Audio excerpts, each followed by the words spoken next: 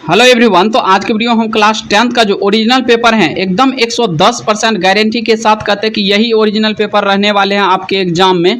तो आप इसको जरूर एक बार देख ले ताकि आप 25 में 25 करेक्ट करके आएंगे। तो चलिए हम वीडियो को स्टार्ट करते हैं और सारा क्वेश्चन करते हैं। इसका ऑब्जेक्टिव और सब्जेक्टिव दोनों करने वाले हैं हम। तो देखिए पहला क्वेश्चन जो है कि प्रकाश के किरणें के समूह को कहते हैं। तो प्रकाश के किरणों को समूह को जो कहते हैं ये किरण पुंज या तो हम प्रकाश पुंज कहते हैं, ठीक ना। तो ऑप्शन नंबर जो होगा इसका सी करेक्ट हो जाएगा। आपको एक का सी लगाना है।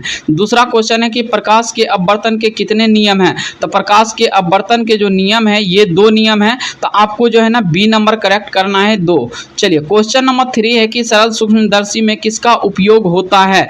तो सरल सूक्ष्मदर्शी में जो उपयोग होता है ये होता है उत्तल लेंस का हम करते हैं। तो ऑप्शन नंबर जो होगा 3 का डी करेक्ट हो जाएगा एकदम 100%। चलिए क्वेश्चन नंबर हम चौथा देख लेते हैं। क्वेश्चन नंबर चौथा है मेरा कि लेंस का आवर्धन यहाँ से बराबर होता है। तो m इक्वल टू जो होता है ये होता है v/u, ठीक ना।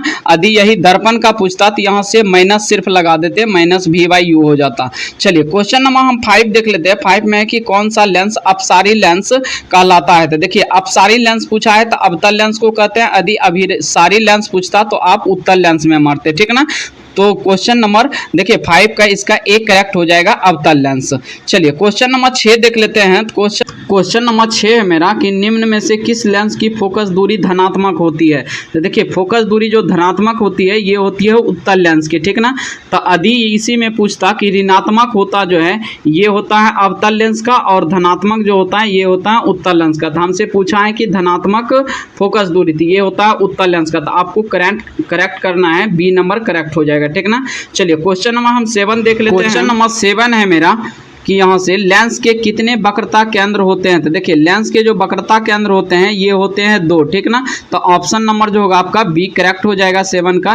क्वेश्चन नंबर 8 में है कि प्रकाश की चाल विभिन्न माध्यमों में क्या होते हैं। तो देखिए विभिन्न माध्यमों में जो होते हैं ये अलग अलग होते हैं, मतलब भिन्न भिन्न होते हैं, ठीक ना।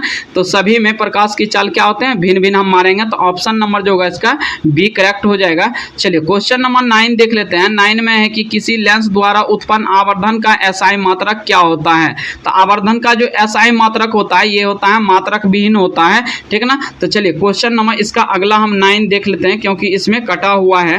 तो 9 का आंसर हो जाएगा आपका मात्रक विहीन हो जाएगा, ठीक ना। तो 9 में आपको डी मारना है, ठीक। किसी लेंस के द्वारा उत्पन्न आवर्धन का SI मात्रक क्या हो जाएगा, मात्रक विहीन हो जाएगा। चलिए क्वेश्चन नंबर हम 10 देख लेते हैं। देखिए क्वेश्चन नंबर 10 में है कि सिनेमा के पर्दे पर किस प्रकार का प्रतिबिंब बनता है। तो देखिए सिनेमा का जो पर्दा होता है इस पे वास्तविक प्रतिबिंब बनता है, ठीक ना, रियल इमेज हम बोल सकते हैं। तो ऑप्शन नंबर जो होगा 10 का एक करेक्ट हो जाएगा। चलिए क्वेश्चन नंबर 11 है कि 11 में है कि जिंक से यहाँ से लोहा को लेपित करने की प्रक्रिया को कहते हैं। तो जिंक से जो लोहा को लेपित किया जाता है इसको कहते हैं हम गैल्वेनीकरण कहते हैं, ठीक ना। तो ऑप्शन नंबर जो होगा आपका बी करेक्ट हो जाएगा।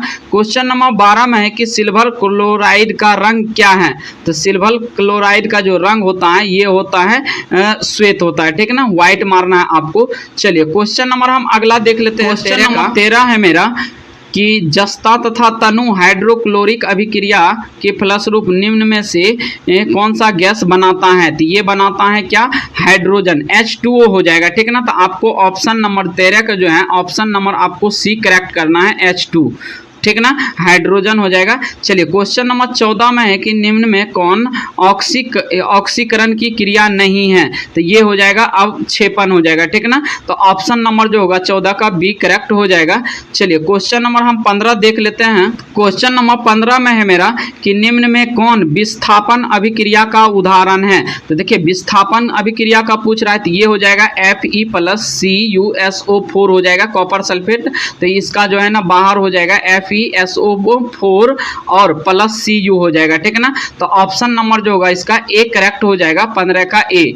चलिए क्वेश्चन नंबर 16 देख लेते हैं। 16 में है कि अम्ल और क्षार आपस में अभिक्रिया करके क्या बनाते हैं। तो ये लवण बनाते हैं। साल्ट आपको याद रखना है कि अम्ल और आपस में अम्ल और लवण, ये अम्ल और क्षार आपस में अभिक्रिया करके क्या बनाते हैं, लवण बनाते हैं। चलिए क्वेश्चन नंबर हम 17 देख लेते हैं। क्वेश्चन नंबर 17 है आपका कि अधातु के ऑक्साइड होते हैं। तो देखिए धातु के जो ऑक्साइड होते हैं ये अम्लीय होते हैं। यदि धातु का पूछता कि ऑक्साइड होते हैं तब जाके क्षारीय होता, लेकिन हमसे पूछा है कि अधातु का ऑक्साइड क्या होता है तो ये अम्लीय हो जाएगा। तो आपको अच्छे तरीके से याद रखना है। चलिए क्वेश्चन नंबर 18 है कि निम्न में किस विलयन का उपयोग दीवारों की सफेदी करने के लिए किया जाता है। तो ये किया जाता है कैल्शियम हाइड्रोक्साइड का। तो ऑप्शन नंबर जो होगा आपका सी करेक्ट हो जाएगा 18 का, कैल्शियम हाइड्रोक्साइड CaOH का होल 2। चलिए क्वेश्चन नंबर हम 19 देख लेते हैं।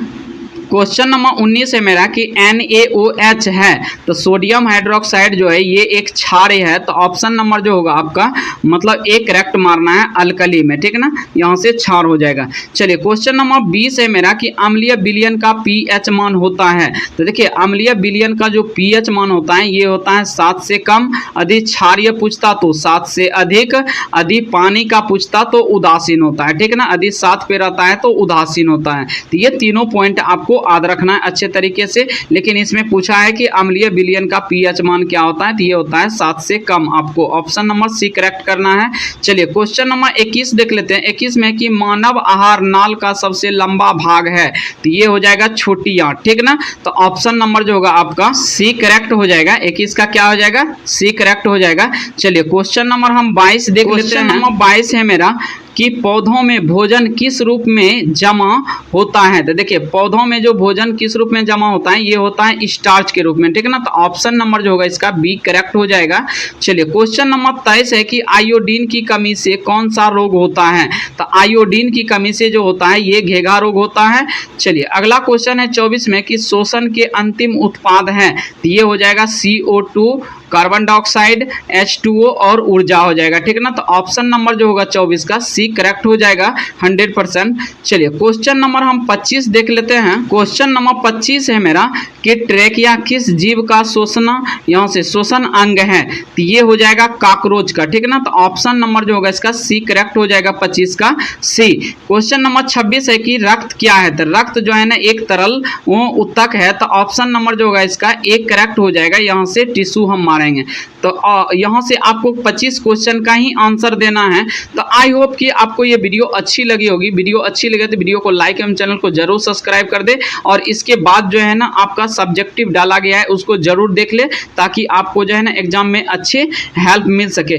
तो चलिए हम वीडियो को यहीं पे एंड कर रहे हैं और पार्ट 2 इसका जरूर देख ले आप लोग।